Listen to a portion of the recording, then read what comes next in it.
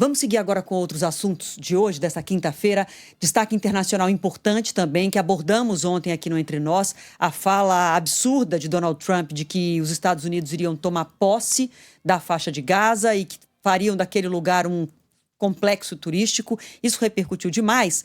E depois, uma reação internacional, um certo recuo. A porta-voz tentou explicar que não era tomar posse, que não era bem assim, que era uma saída temporária dos palestinos. E, na prática, o que acontece hoje? O governo de Israel já sinalizando, criando aí um programa incentivando a saída voluntária e temporária de palestinos da faixa de Gaza. Então, Trump joga a frase absurda para o mundo inteiro se estarrecer, mas depois, de alguma forma, consegue ir levando adiante os planos de esvaziamento, de retirada dos palestinos da faixa de Gaza. Quem está aqui com a gente agora e fala sobre esse assunto conosco é o João Vieira, editor de Inter da Band News TV. Boa tarde para você, João. Tudo bem, Adriana? Boa tarde. Bem? Boa tarde, Renan. Boa tarde. Bem-vindo. Vamos lá, então, Adriana. Realmente, o que você citou é importante porque as últimas horas têm sido de movimentações constantes, de um lado e de outro.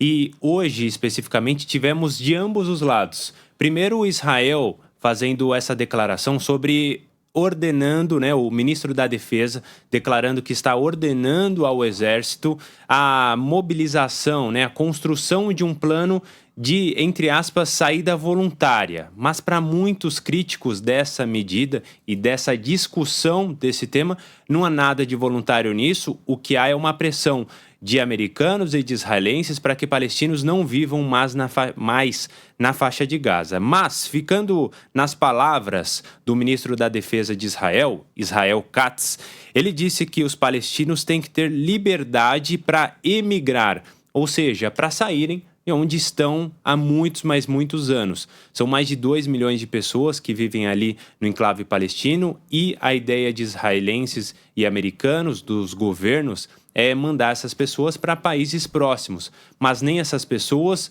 estão querendo isso, nem mesmo esses países querem receber. Tanto países árabes da região, como também até países europeus, como a Irlanda, negaram essa possibilidade.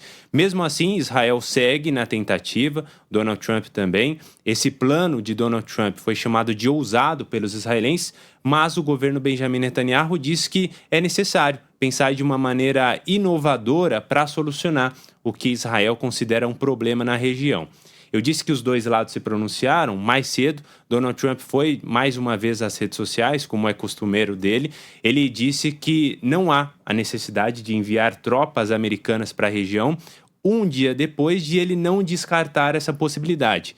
Então ele foi às redes sociais dizer, olha, não é necessário enviar tropas americanas, e a Casa Branca já tinha dito que não é preciso gastar dinheiro dos impostos pagos pelos americanos, e sim parcerias feitas com aliados que vão financiar essa reconstrução lá na faixa de Gaza.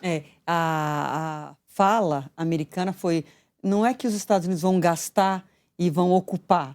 Israel vai dar aquele território para a gente. Israel vai Essa entregar. Foi outra parte que o Trump citou hoje, inclusive. Israel vai entregar a faixa de Gaza para os Estados Unidos. E aí, na sequência, vem então essa fala de Netanyahu que os palestinos têm que ter liberdade para emigrar. Sabe aquela expressão livre e espontânea pressão? Exato. É a famosa livre e espontânea pressão.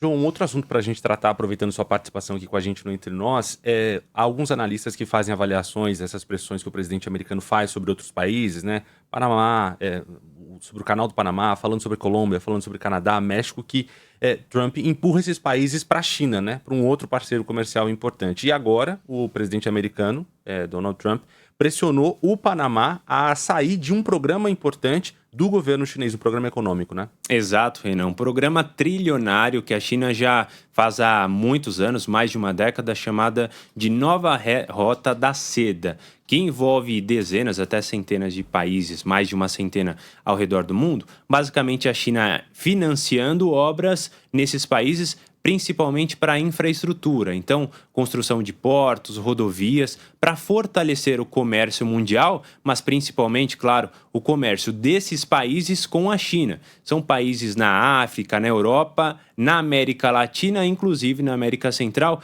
E aí a gente entra nessa questão. O Panamá hoje, através do seu presidente, formalizou a saída desse acordo com a China. Um acordo que estava previsto até 2026, mas que havia uma cláusula que qualquer um dos lados pode falar, olha, não quero mais pertencer a esse acordo. Essa cláusula diz o quê? Que além desse aviso, tem que ser um aviso prévio. Então, 3 meses antes da, de fato, saída, esse tipo de menção tem que ser feita. E hoje o presidente disse que a embaixada do Panamá na China comunicou o governo panamenho. E isso, chinês, perdão. E isso acontece 4 dias depois de o chanceler, o chefe da diplomacia dos Estados Unidos, visitar o Panamá. Então, é pouco possível a gente imaginar que não há uma relação de causa e efeito nisso, né? Não há uma coincidência, embora o presidente do Panamá, o José Mulino, diga que tenha sido uma decisão dele.